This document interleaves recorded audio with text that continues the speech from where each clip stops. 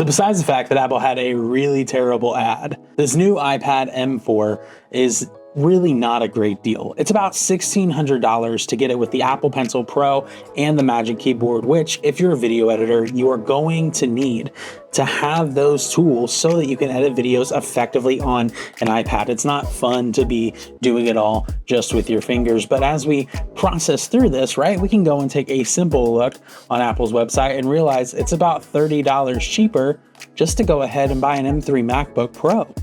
And that's really where my problem comes with the iPad, is that it has two fundamental issues. One is price and the other is functionality. And pricing is simple. We have so many great options for Apple computing, from the Mac Mini to the iMac to the MacBook Pro or even the MacBook Air.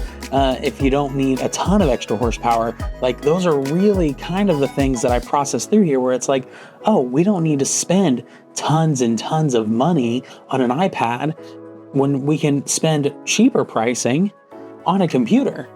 But also, why would I spend more money for an iPad that has less functionality than any of Apple's computing lines?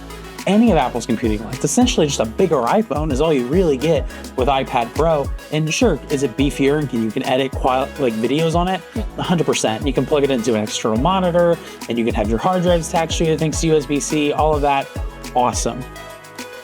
But you still are missing out on some key functionality that you as a video editor need, or you as a content creator need, when it comes to building your business and to making great videos online.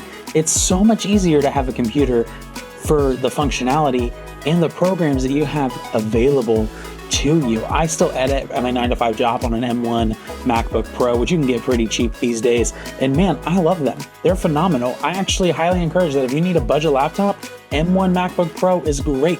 It crushes it, and I love editing on it.